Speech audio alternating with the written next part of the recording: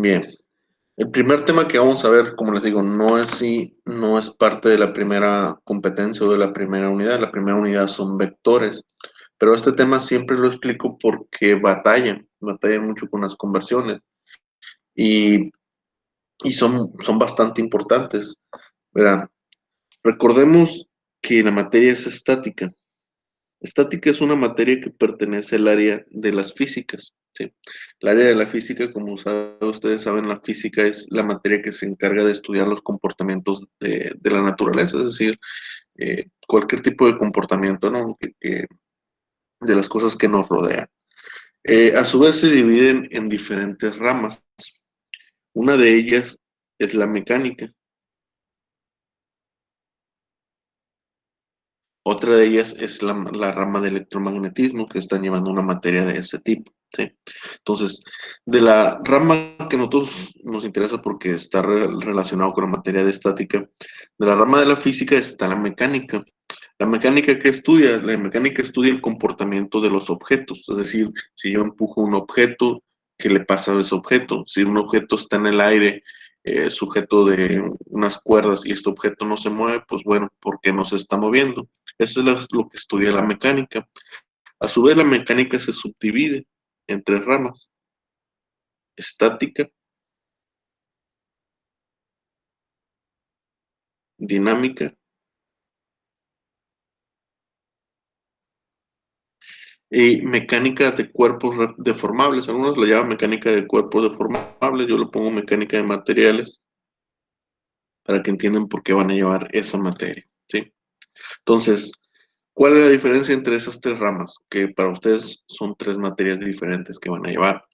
Estática básicamente estudia lo que vienen siendo los cuerpos, como es parte de la mecánica, estudia los cuerpos o los objetos que están en reposo, es decir, que no se están moviendo, ¿sí? La dinámica, por el contrario, estudia los objetos que están en movimiento, es decir, ese objeto por qué se está moviendo y qué es el movimiento como tal, velocidad y aceleración, ¿no? La mecánica de materiales estudia la deformación, es decir, nosotros en estática, si tenemos un objeto que le estamos aplicando una cierta fuerza, nosotros asumimos que ese objeto no se está deformando. Sin importar qué tan grande sea la fuerza, el objeto no se deforma, no le pasa nada. En mecánica de materiales, nosotros ya analizamos y nos damos cuenta que no es así. Si nosotros tenemos un objeto y le aplicamos una fuerza, aunque la fuerza no sea muy grande, sí hay una deformación. La deformación puede ser muy pequeña, puede ser microscópica, pero hay una deformación. Si esa fuerza es demasiado grande, esa deformación se va incrementando hasta que llega un punto en que rompe el material, ¿sí? Eso es lo que se estudia en la mecánica de materiales o mecánica de cuerpos deformables, ¿sí? Entonces, estas tres materias ustedes las van a llevar y pertenecen al área de la mecánica, que pertenece a su vez en física, ¿sí? Las unidades en física son muy importantes, a diferencia de, por ejemplo, en matemáticas. En matemáticas no se le presta atención a las unidades. ¿A qué me refiero con eso? Por ejemplo, lo más común. En matemáticas nosotros podemos tener una integral. Podemos tener una integral de x de 0 a 1. Y sabemos que la integral es el área bajo la curva. Es decir, que lo que yo voy a obtener de esta integral, pues simplemente va a ser un área, donde esa área que yo voy a obtener, ese resultado numérico que yo voy a obtener, pues puede ser lo que sea, pueden ser metros cuadrados, centímetros cuadrados, kilómetros cuadrados, pulgadas cuadradas, da igual, en matemática no analizamos lo que vienen siendo las unidades, nomás nos interesa saber o entender que esta integral, su resultado es un área. Lo mismo pasa con una derivada. La primera derivada de la posición es la velocidad. La velocidad puede estar en kilómetros por hora, metros sobre segundos, no importa en la cuestión matemática, no importa su unidad o no se le presta atención a la unidad, simplemente aunque se entiende que una primera derivada pues es una velocidad, ¿sí? Y en la unidad que esté no deja de ser una velocidad. Pasa lo mismo con las integrales. El resultado de una integral es un área, no importa en qué unidad, simplemente es un área, ¿sí? Entonces, eso es lo que pasa en matemáticas, pero en física no es así. En física las unidades sí importan. ¿Por qué? Un ejemplo muy sencillo. Supongamos que nosotros tenemos 2 cantidades. Si hablamos de tiempo, tenemos una hora y tenemos 5 minutos. Y nos piden que sumemos ese tiempo. Aquí vemos que ya la unidad ya es importante. Si esto fuera matemática, para empezar, la hora y los minutos no estarían. Las unidades en matemáticas no se analizan, por así decirlo. Solamente los números, se realiza la operación. 5 más 1 sería 6. Pero ya en física la cuestión cambia. Si nosotros tenemos esta cantidad, esta suma, y nos están pidiendo que nos sumemos una hora más 5 minutos, pues la pregunta sería, ¿cuál es el resultado? El resultado no puede ser 6, porque si decimos que el resultado es 6, ¿son 6 qué? ¿Son 6 horas o 6 minutos? Las unidades son diferentes. Entonces, en física nos vamos a dar cuenta de eso, de que las operaciones básicas como suma y resta, para poderse realizar, tienen que tener la misma unidad. Es decir, esta hora yo la tengo que convertir a minutos. Nosotros sabemos que una hora tiene 60 minutos, es una conversión muy sencilla. Entonces el resultado sería 65 minutos. Es donde les digo, es por eso de la importancia de las unidades en física, porque las cantidades aquí no se pueden sumar directamente a menos que tengan la misma unidad. Y podríamos dar muchos ejemplos, velocidades, por ejemplo, si tenemos que un objeto se mueve a 10 kilómetros por hora y después nos dicen que se incrementó su velocidad en 5 metros sobre segundo y nos dicen, bueno, pues, ¿y cuál es la velocidad final a la que se mueve ese objeto? El resultado no es 15, porque si decimos que es 15 ¿qué? 15 kilómetros por hora, 15 metros sobre segundo, 15 kilómetros sobre segundo. ¿Cuál es el resultado? Esto de aquí no se puede sumar directamente. Tenemos que realizar una conversión. ¿Sí? Es decir, ya sea los kilómetros por hora pasarlos a metros sobre segundo o los metros sobre segundo pasarlos a kilómetros por hora para poderse sumar. Entonces, es importante las unidades en física, hablando de estática, dinámica, mecánica de materiales y otras ramas, como lo viene siendo el electromagnetismo. Y se van a dar cuenta ustedes que el electromagnetismo tiene sus propias unidades que se manejan ahí, los coulombs, ampere, voltaje, capacitancia, inductancia y un montón de unidades que se manejan en la parte del electromagnetismo, ¿no? Entonces, en física las unidades siempre van a importar.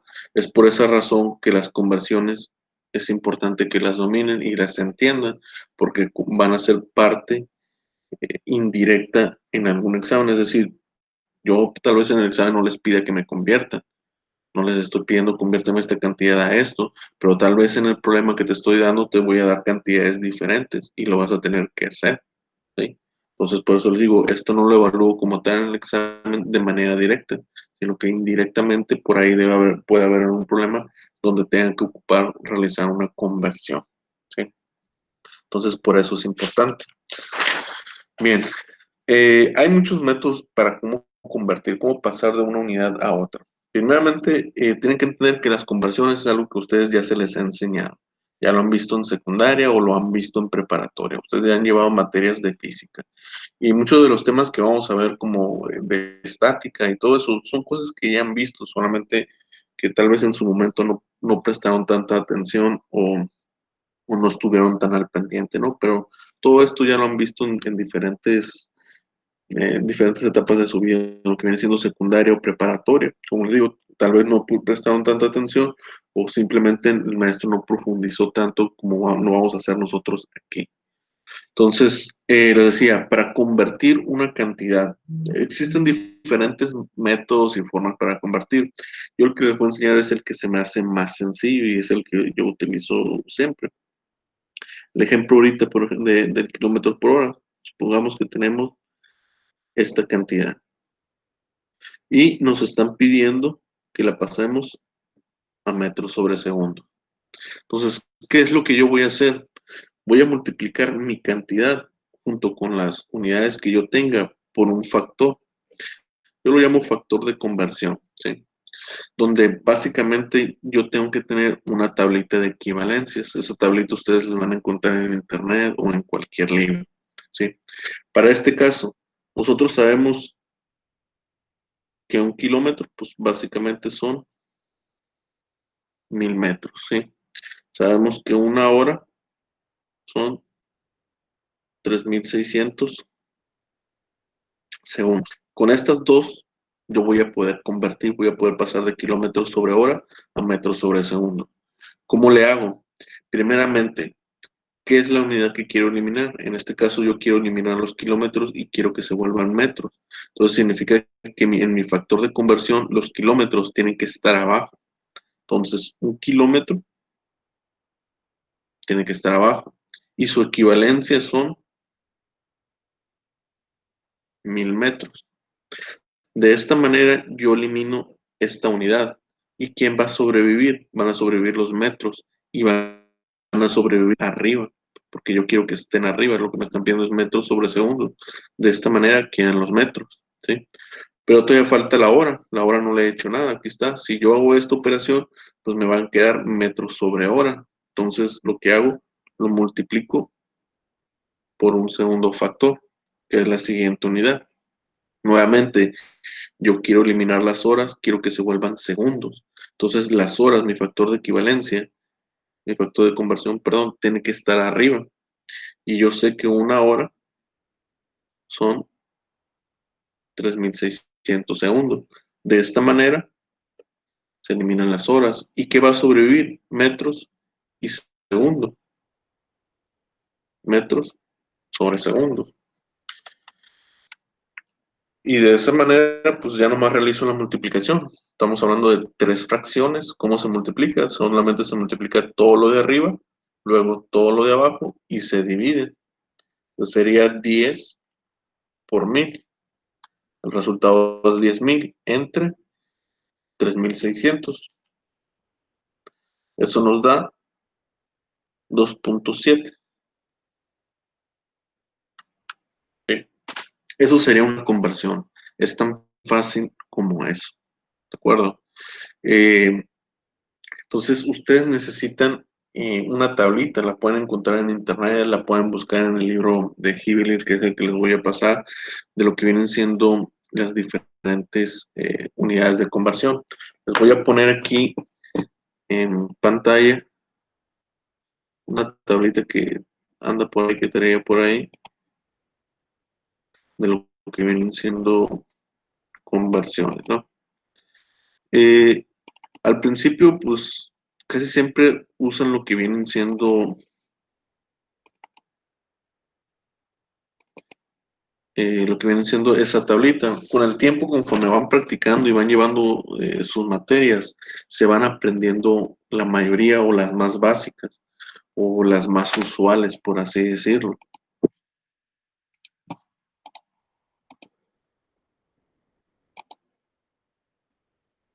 Déjenme buscar primero la tabla esa.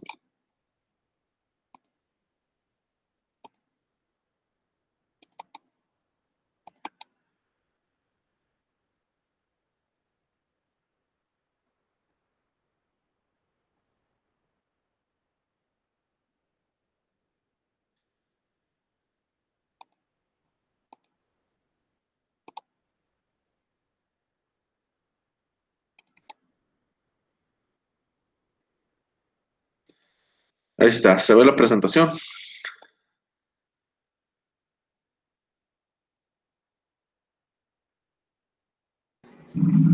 Sí, se está viendo, profe.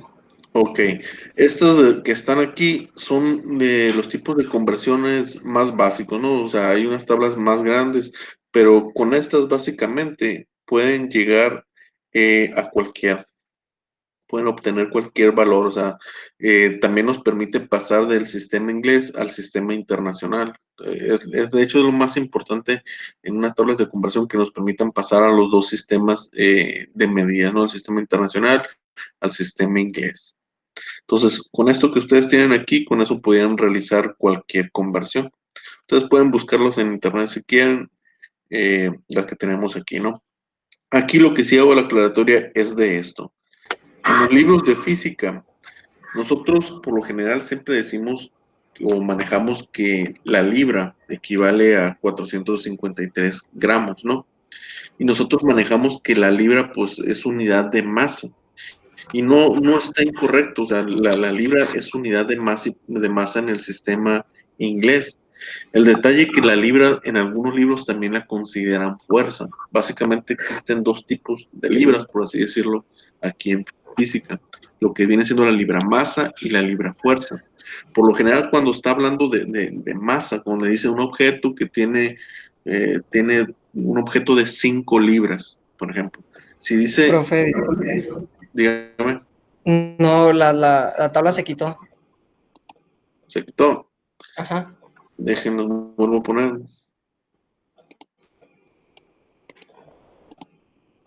Ahí está, ahí las aparece otra vez.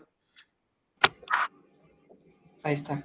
Ok, bien, les decía, en los libros de física, por lo general, hay veces que bien ustedes ven que dice un objeto que tiene, les aparece libra y luego les aparece la letra M. En esos casos, cuando pasa eso, está hablando de masa. Esa libra la están manejando como si fuera libra masa y equivale a esto de aquí. Hay ocasiones en que no, en que les ponen nomás la letra LB o LB con la letra F. Cuando hace eso, está hablando o está haciendo referencia que esa libra equivale a fuerza y la tienen que convertir o comparar con una fuerza. ¿Sí? Aclaro eso, porque también en ocasiones aparece este término, el término slug. ¿Sí? El término slug en el sistema inglés y específicamente en física es el que se maneja de manera oficial como si fuera la masa. ¿Sí? Se dice un objeto de 3 slugs, pues está hablando de masa y equivale a 14.59 kilogramos. Entonces, si son 3, pues simplemente es multiplicar 3 veces por 14.59 y van a encontrar la masa en el sistema internacional. Entonces, les aclaro esto para que no sea confuso. En ocasiones en los libros pueden encontrar la masa como slug o abreviado con libras y la M indicando que es masa. Si ven libras con la letra F a un ladito aquí con F, es porque está hablando de fuerza. ¿Sí? Además de eso, aquí en esta tablita les hace falta algunas otras. Bueno, básicamente es una más que siempre la pongo aquí porque la usan mucho en dinámica. Es el sistema de conversión, por ejemplo, de velocidades rotacionales. Nosotros sabemos que una revolución son 360 grados, al mismo tiempo sabemos que una revolución son 2pi radianes. ¿Sí? Esto también lo utilizan es para convertir lo que viene siendo o, o para convertir de grados a radianes. ¿Sí? Esto es lo que les podría hacer falta. Entonces la tablita que les pasé ahí la pueden anotar ya que subo el video y anotan esto también. ¿Sí? Bien, entonces las conversiones son de esta manera, son bastante sencillas. Les voy a poner otro ejemplo donde vamos a utilizar esto. Esto es más común en dinámica. En dinámica se van a encontrar problemas de este tipo, donde nos dicen que, por ejemplo, tenemos un motor de 100, bueno, de 1000 RPM y nos están pidiendo que lo pasamos esa velocidad angular, lo pasamos a radianes sobre segundos. RPM es la abreviación de revoluciones por minuto y no significa que estén multiplicando, simplemente se adopta o se escribe de esa manera, pero significa esto, revoluciones sobre minuto. Entonces, si nos quieren pedir, nos están pidiendo que lo pasamos a radianes sobre segundo, pues yo lo tengo que multiplicar por un factor de conversión, donde una revolución tiene que estar abajo, porque es la unidad que quiero eliminar, equivale a 2pi radianes. De esa manera. Luego, los minutos, como están aquí abajo, entonces un minuto son 60 segundos. De esta manera se elimina y lo que va a quedar van a ser radianes sobre segundo. Entonces sería 1000 por 2 por el pi. Aquí el pi, lo normal es que lo noten como 3.1416. Si lo notan directamente de su calculadora, por lo general no hace esa operación o a veces marca error. Y entonces el resultado sería 104.72 radianes sobre segundo. Les pongo esta conversión porque en física, en dinámica, perdón, es muy común. Aquí en estática casi no vamos a ver de esto, pero en dinámica sí lo ven un montón, las revoluciones por minuto. ¿Sí? Hay problemas que a veces les da el valor, se los den radianes por segundo. De hecho, para las operaciones ustedes necesitan siempre tener esta unidad. Eso lo verían en dinámica, ¿no? No sé si les daré yo esa materia o algún otro maestro, ¿no? Entonces, básicamente con la tablita que les enseñé y con esto de aquí, ustedes pueden realizar cualquier tipo de conversión dentro del sistema internacional y el sistema inglés, ¿sí? Entonces, no sé si hay dudas en este punto de cómo realizar una conversión. No, profe, está bien. No. Bien. Entonces, además de las unidades de conversión o cómo convertir, ustedes también tienen que saber utilizar lo que vienen siendo eh, prefijos. No sé si se acuerdan de los prefijos, el prefijo kilo, mega, giga, todos esos. Aquí se los voy a anotar. Los más usuales vienen siendo estos.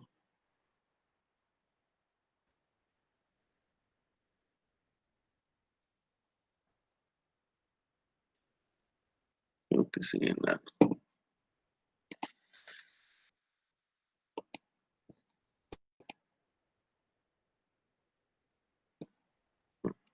Bien, estos son los más usuales, ¿no? Son los prefijos, ¿no? Ahorita voy a explicar qué viene siendo, ¿no? Entonces, el kilo equivale a 10 a la 3, 10 a la 6, 10 a la 9, 10 a la 12.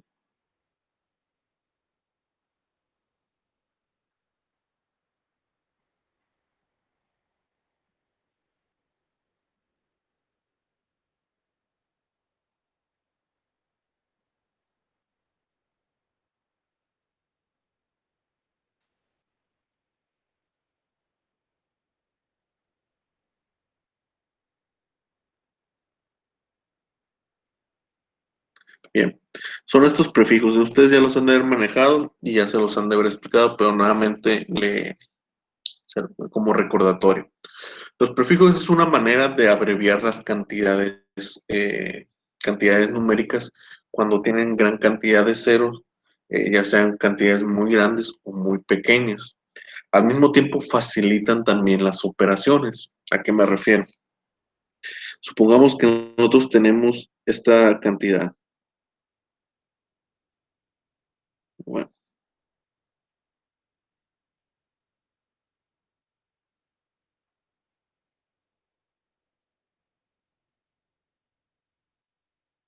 esta cantidad de aquí, ¿no? Estamos hablando de amper y amper, por así decirlo. Y nos están pidiendo que la sumemos. Aquí tal vez para algunos de ustedes pueda resultar un poco difícil por la cantidad de ceros, pero si esta cantidad yo la paso o la anoto con prefijos, va a ser más fácil de manejar. Esto de aquí sería 3.5 miliamperes y esto sería 2 miliamperes. Entonces el resultado aquí es 5.5 miliamperes. ¿Sí? O otra cantidad, les voy a poner otra, por ejemplo,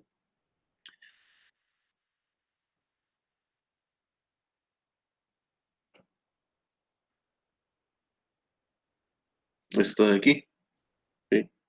Entonces aquí es directamente 2. Si yo anoto esta cantidad, en vez de anotarla con tantos ceros, la anoto con sus prefijos. Esto es 4 miliamperes, estos 2 miliamperes. ¿Sí? Como ambos tienen el mismo prefijo, el prefijo se anula y la división es directamente las magnitudes, que viene siendo 4 entre 2, es simplemente 2. ¿Sí? Entonces los prefijos no solamente ayudan para reducir la cantidad de ceros o cantidades muy grandes, anotarlas de una manera más compacta o cantidades muy pequeñas, anotarlas de una manera compacta. También nos ayudan en ocasiones para agilizar las operaciones, ¿sí? Siempre y cuando, aquí en el caso de la división, ambos tengan el mismo prefijo, el prefijo simplemente se anula y se realiza la división de manera directa, ¿sí? Ahora, la explicación, pues, ¿qué es un prefijo? Simplemente un prefijo, lo voy a poner aquí un ejemplo.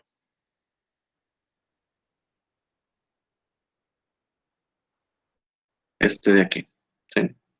Entonces, nuevamente les decía, los prefijos se utilizan en ocasiones para eliminar ceros y anotar la cantidad de una manera más compacta para evitar posibles errores. Es decir, como ustedes están haciendo alguna operación, es más fácil cuando están anotando en su cuaderno manejar esto con prefijos que estar anotando los ceros, porque puede que se equivoquen, se coman algún cero o anoten un cero de más.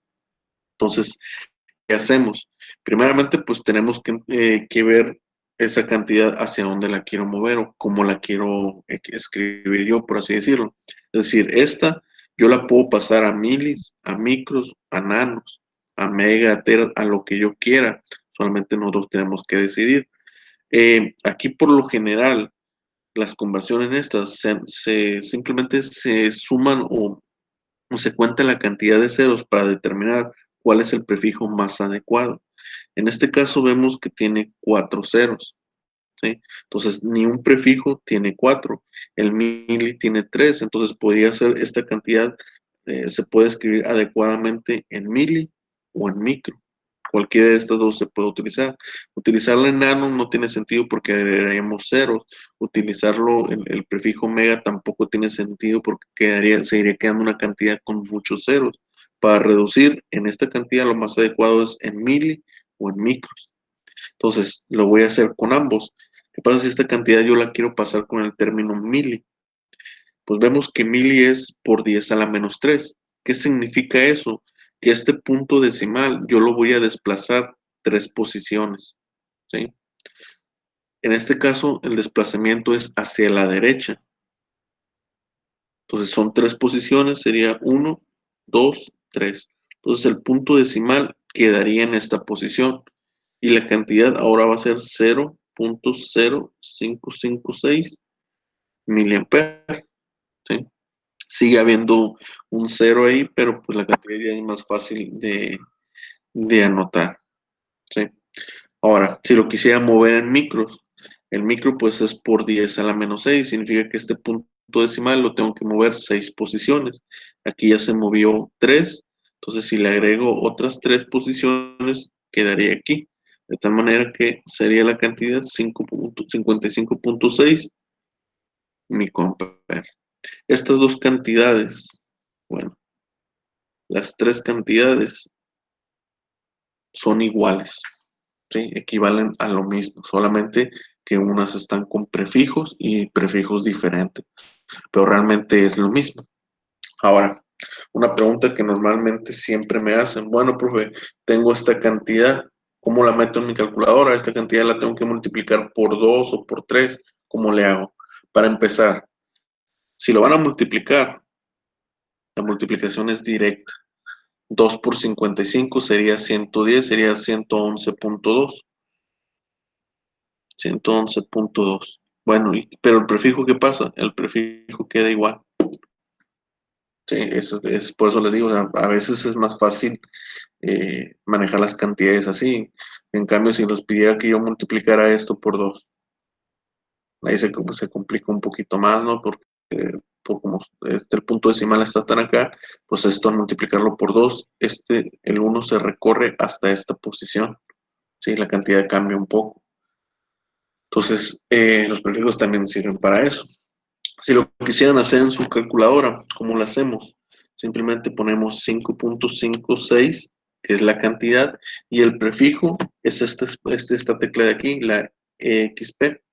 Ustedes la ponen aquí y les va a aparecer el exponente. Hay unas calculadoras que ponen por 10, ¿sí? Ese por 10 lo pone ahí, depende de cada calculadora. Luego le ponen el signo menos y 6. Esa es la cantidad y ahí lo pueden multiplicar. Lo multiplicamos por 2 y ahí está. Vemos que el resultado es, bueno, aquí me dio un prefijo diferente, ¿no? Lo voy a poner. También otra cosa, cuando tenemos una cantidad en la calculadora, cuando salimos, o sea, obtenemos un resultado con muchos ceros, todo eso, y yo quiero directamente que la calculadora me lo dé con un prefijo, solamente toco la tecla esta de aquí, la NG. Ahí está. Ahora sí me dio el prefijo por 10 a la menos 6. Esto ya es micro. Y el resultado es 111.2, es lo que les había comentado. Si multiplicamos ese 55 por 2, directamente se multiplica la cantidad y la unidad queda tal cual junto con el prefijo, ¿no? Aquí está. ¿Sí? Bueno, ¿qué pasa, profe? Si yo no quiero esta cantidad, no creo que la calculadora me dé la cantidad con prefijos, quiero la cantidad original como debe ser. Presionamos la tecla Shift y la tecla ENG. Y ahí está. Nos sigue dando un prefijo aquí porque lo que hace la calculadora va reduciendo el prefijo. Si estaba en micro, lo reduce a mili. Si le vuelvo a presionar yo, va a quitar por completo el prefijo. Ahí está. Aquí aparece por 10 a la 00, es decir, que esta cantidad ya no tiene prefijo. Si le vuelvo a aplastar la tecla esta, pues me va a dar un prefijo positivo que serían kilos. Vemos cómo la cantidad de cero se va agregando, por eso les decía, esta cantidad no tiene caso manejarla en megas, en kilos o en gigas, porque solamente incrementaríamos los ceros. Por lo general, cuando la cantidad es menor a cero, 0.5, 0.3, 0.000 y algo, los prefijos que se utilizan son mili, micro o nan, hacia abajo. Si la cantidad es muy grande, es mayor que uno, es decir, 1.000.000, 3.000.000, 3.500 y algo, se utilizan los prefijos hacia arriba, kilo, mega, giga, tera, dependiendo de qué tantos ceros o qué tan grande sea la cantidad. Entonces, con la tecla NG, esta de aquí, pues nosotros vamos cambiando. Si la presionamos sin shift, nos da los prefijos hacia abajo. Mili, micro, va reduciendo el prefijo. Si le presionamos shift, lo va aumentando, por así decirlo. ¿Sí? Entonces, en la calculadora, los prefijos se anotan con esto. Entonces, ustedes tienen una cantidad de este tipo, anotan la magnitud y tienen que respetar el prefijo cuando realicen la operación. ¿Sí? Otro ejemplo. Ahora, ¿qué pasa, por ejemplo, con cantidades grandes? Supongamos que yo tengo,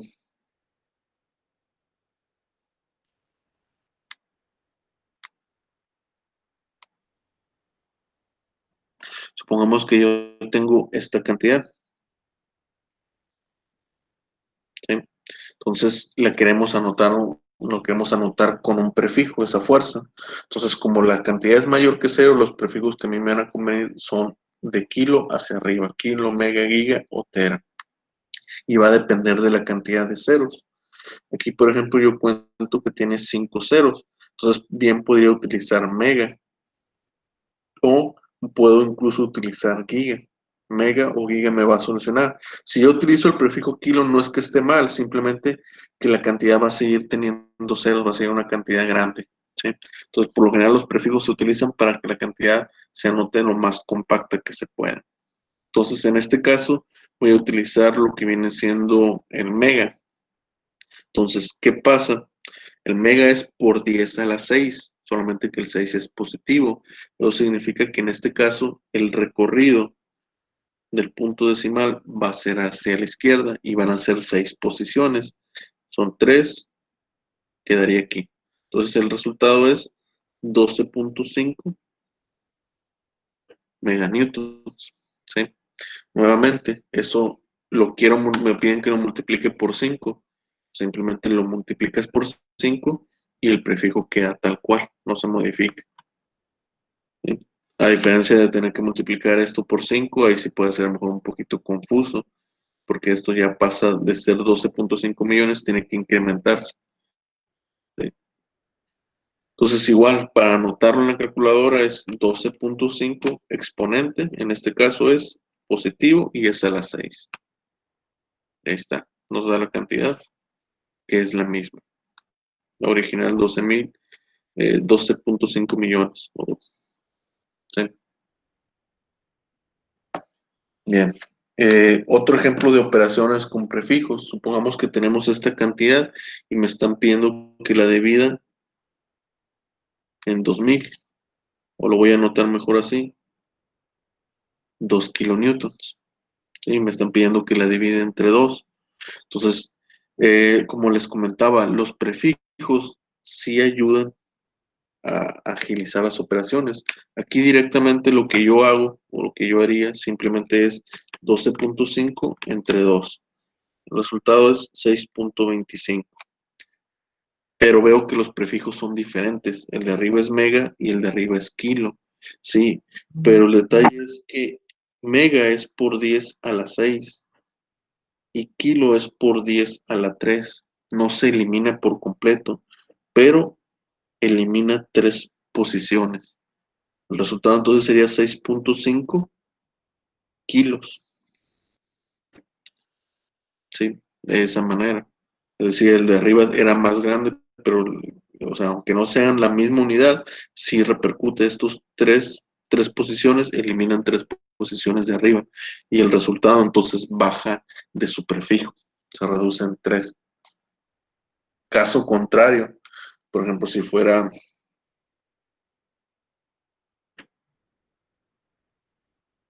de esta manera, el resultado va a ser igual, 6.25, solamente que aquí el prefijo mayor quedaría abajo, entonces sería por 10 a la menos 3.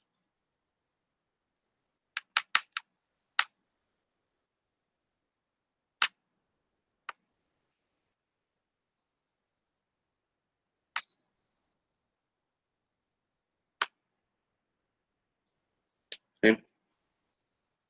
Entonces, les digo, este es por 10 a la 3, este es por 10 a la 6, perdón. Este va a eliminar 3 posiciones de este y como quedó abajo, para subirlo tiene que subir con signo negativo. Entonces el resultado sería 6.25 por 10 a la menos 3.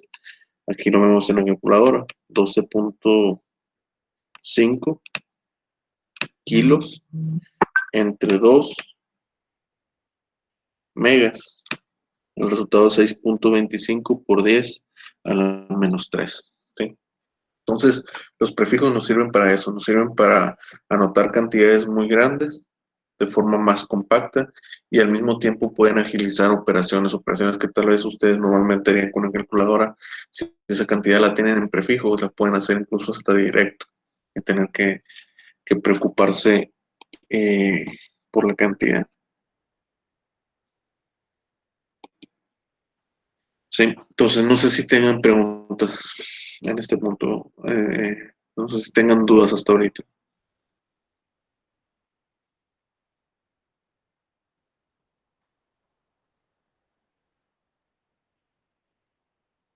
No, no. Profe, los prefijos los podemos sacar por internet, ¿no? Una tabla. Sí, lo pueden sacar por internet. Yo les anoté estos son los más usuales. O sea, de aquí el tera sigue el penta, ¿no? Pero es muy raro encontrarlo aquí en física, ¿no? Luego de aquí sigue pico, que es por 10 a la menos 12. Estas cantidades pequeñas sí las van a ver ustedes, sí las pueden manejar en lo que viene siendo electromagnetismo, ¿no? Cuando vean capacitancia, capacitores de picofaradios, o cosas así, ¿no? La corriente, por lo general, lo más pequeño que puedan encontrarse son nanos. Ya abajo de nanos la corriente ya prácticamente es cero, ¿no? Pero estos son los prefijos que van a encontrar. O sea, sí es cierto que hay una tabla donde hay un montón más, pero estos son los más usuales. Estos son por lo general los que se deberían de aprender y deben de conocer. Los prefijos se observan, por lo general, los más usuales o los que se utilizan en ingeniería van de 3 en 3. ¿Qué significa? Después del tera sigue el penta. Y el penta que equivale por 10 a la 15. Y el prefijo que sigue va a ser por 10 a la 18, luego por 10 a la 21, luego por 10 a la 24. Del pico nos vamos para abajo, pues ¿cuál sería? Por 10 a la menos 15, por 10 a la menos 18, por 10 a la menos 21, ¿sí? Y así se van. Por lo general se van de 3 en 3 los más usuales, los más comunes. Hay otros como el deca y el deci y todo eso, que es por 10 a la menos 2, pero por lo general siempre se expresan en estos, ¿sí? Entonces no sé si tienen alguna otra pregunta.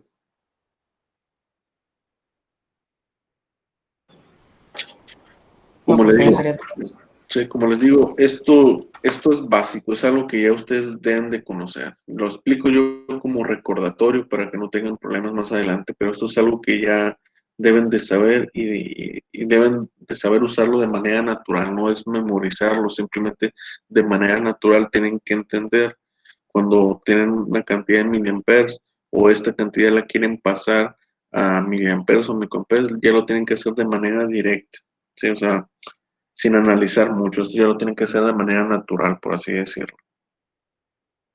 Igual tal vez lo de las operaciones, y esto también es algo que no se habían dado cuenta o nunca habían hecho, pero los prefijos se utilizan para eso. Yo normalmente, cuando hago operaciones o cálculos, casi siempre las cantidades las tiendo a anotar con prefijos, porque por lo general, cuando estoy explicando una clase, como estoy en el pizarrón y tengo un marcador, pues me es difícil estar ahí con la calculadora en la mano, entonces casi siempre realizo las operaciones yo de manera mental, entonces por eso las manejo con prefijos, porque se me hace mucho más fácil, ¿sí? Y más rápido que sacar mi calculadora y ponerme ahí, ¿no? Entonces, de esta manera se utilizan los prefijos. Bien, igual, si quedan dudas o algo de esto, pues me pueden preguntar. Si no, hay un montón de información en internet de prefijos, de operaciones con prefijos y de conversiones también, ¿no? Son temas muy sencillos, muy básicos. Ahora vamos a empezar ahora sí con lo que viene siendo el primer tema, lo que viene siendo el tema de esta primera unidad. Entonces, el tema que vamos a manejar en esta primera unidad es vectores. Eso es lo que vamos a estar viendo en esta primera unidad. Vectores de 2 dimensiones y vectores de 3 dimensiones. Primeramente vamos a ver lo que vienen siendo los vectores de 2 dimensiones, obviamente, ¿no? Entonces, antes de esto tengo que explicar qué es un vector, ¿sí? Y bueno, para empezar, antes de eso también tenemos que ver qué es una cantidad numérica. Nosotros básicamente tenemos dos tipos de números, por así decirlo, en lo que de manera general, no solamente en física, también en matemáticas, ¿no? Que son escalares y los que son los vectores. ¿Qué es un escalar? Un escalar simplemente es una cantidad física o cantidad o una unidad que para expresarse solamente se necesita de una magnitud. ¿Qué significa eso? Un ejemplo, el tiempo, el volumen, el área, ¿sí? O sea, esas cantidades de tiempo, volumen, área, son cantidades escalares. Y ahorita vamos a ver por qué se llaman o son cantidades escalares o cuál es la diferencia con un vector. La diferencia de un vector es que una cantidad vectorial, para ser descrita o ser entendida, requiere tanto de magnitud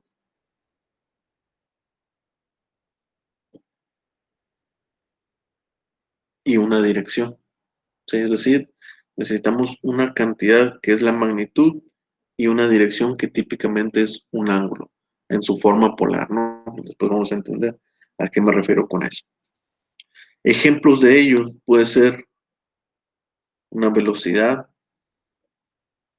una fuerza, una aceleración, eh, un desplazamiento, eh, que otra puede ser una cantidad vectorial. Son las que más, las cantidades que más hay, ¿no? Desplazamiento, velocidad, aceleración, fuerza, son ejemplos de lo que vienen siendo cantidades vectoriales. ¿A qué me refiero con que necesitan magnitud y dirección? Y es la principal diferencia entre un escalar y un vector. Supongamos que nosotros tenemos un objeto. Ese objeto yo le aplico una fuerza en esta dirección.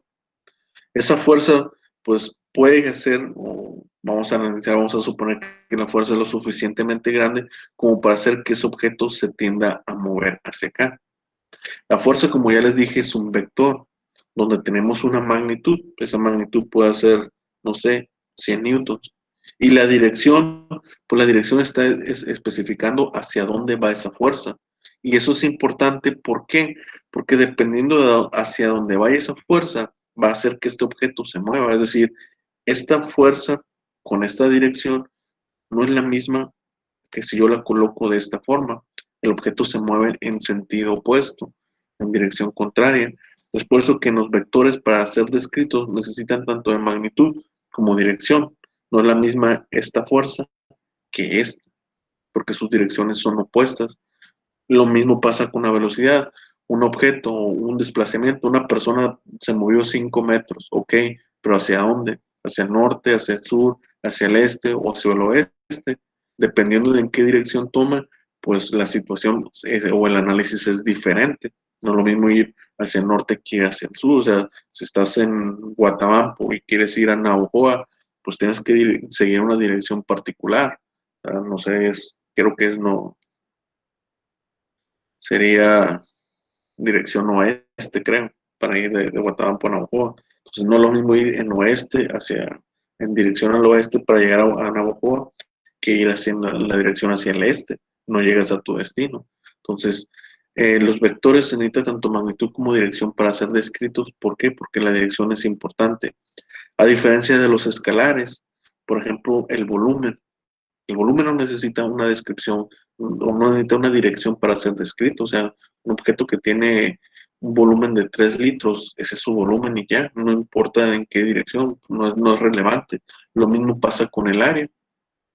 Un objeto tiene un área de 2 centímetros cuadrados, 10 centímetros cuadrados, no importa cuál sea, en dónde está ubicado ese objeto, el área va a ser la misma. Lo mismo pasa con el tiempo. El tiempo transcurre de manera constante en cualquier punto, en cualquier región, por así decirlo, y no necesita una dirección para ser descrito. ¿Sí? La presión, bueno, la presión sí ocupa dirección, la presión también es un vector, se puede considerar como un vector. Entonces, esa es la diferencia entre un escalar y un vector. Los escalares no necesitan dirección para ser descritos porque en sí eso no influye. Pero en un vector sí, la dirección sí influye. Esta fuerza, dependiendo hacia dónde va a hacer que este objeto se mueva en alguna dirección y va a ser la dirección de la fuerza. ¿Sí? Entonces, es la principal diferencia entre eso. Igual la aceleración. Si un objeto se mueve en esta dirección con una velocidad y se somete a una aceleración en sentido contrario, eso significa que el objeto se va a frenar. Caso contrario, el objeto se mueve en esta dirección y sufre una aceleración en esa misma dirección, significa que el objeto va a aumentar de velocidad. ¿Sí? Eso es la diferencia entre un vector y un escalar. Se necesita de una dirección para determinar qué es lo que va a pasar con ese objeto o qué es lo que está generando o influyendo esa unidad, esa velocidad, esa fuerza debido a esa dirección, qué es lo que ocasiona. ¿Sí? Nuevamente, estamos en física, estamos en estática, estamos estudiando comportamientos de la naturaleza, comportamientos físicos. ¿Sí? Entonces necesitamos saber cuál es la dirección de ese vector para poder determinar qué genera o qué ocasiona en este cuerpo, en este objeto. Por eso es importante lo que viene siendo la dirección. Y es la principal diferencia entre un vector y un escalar. Simplemente es eso. Es que se necesita parte de su magnitud, de su cantidad, se necesita una dirección. ¿Sí? Al mismo tiempo, también nosotros vemos que los escalares son las cantidades que ustedes siempre han manejado. O sea, en matemáticas también hay vectores, pero por lo general siempre se analizan lo que vienen siendo escalares. Entonces, las operaciones básicas como suma, multiplicación, división, raíz cuadrada, todo eso de escalares, pues es lo que ustedes ya vienen manejando desde la primaria, la suma y todo eso. En vectores no es así. En vectores, para sumar dos vectores, la suma no es directa, se tiene que realizar cierta operación. ¿Qué significa? Si yo planteo nuevamente este objeto, tengo esta fuerza y aparte tengo esta otra de aquí, estas dos fuerzas yo no las puedo sumar directamente. ¿Por qué? Porque no tienen la misma dirección. Lo voy a poner así como un plano cartesiano. Tengo este vector y tengo este otro. Yo no los puedo sumar directamente porque no comparten dirección, ¿sí? Es la diferencia de los vectores, es decir, que si yo sumo este vector más este, el resultado no es 150, ¿sí? porque no comparten la misma dirección. Entonces, para sumar vectores se tiene que realizar un procedimiento. Yo les voy a explicar básicamente dos: el método del paralelogramo y el método de fuerzas coplanares o componentes rectangulares para sumar vectores. Cada uno tiene sus ventajas y desventajas, ¿sí? Pero básicamente les voy a enseñar esos dos, ¿no?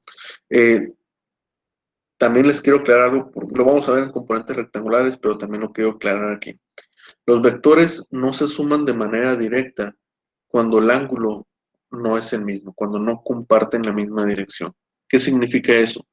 Que si yo tuviera aquí un vector de 100 y tuviera aquí otro, bueno, de 200, y ambos tienen el mismo ángulo, ahí sí la suma se puede realizar. Ahí directamente el vector resultante son 300 y el ángulo es el mismo, ¿sí? ¿Por qué? Porque ambos comparten la misma dirección. Es la única situación donde los vectores se pueden sumar directamente, cuando ambos comparten la misma dirección. Y eso es la clave del método de componentes rectangulares. Todo el método de componentes rectangulares se basa en esto, en el hecho de que cuando los vectores comparten la misma dirección, se pueden sumar como si fueran un escalar, ¿sí? Entonces, esa es la única situación donde sí se pueden sumar. Cuando no comparten la dirección, los ángulos son diferentes, ahí no se puede hacer nada, no se pueden sumar directamente, se tiene que realizar un procedimiento, ¿sí? Entonces, básicamente eso vienen siendo los vectores y es lo que vamos a ver en esta unidad. Vectores de 2 dimensiones y vamos a aprender a sumar también vectores de 3 dimensiones.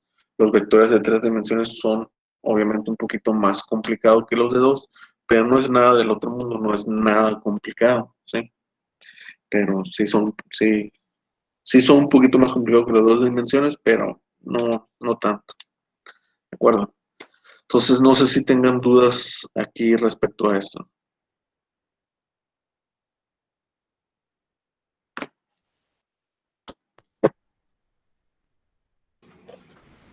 ¿No? Está bien, profe, está bien.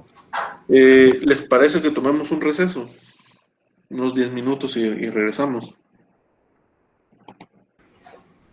Sí, está bien, profe. Voy a detener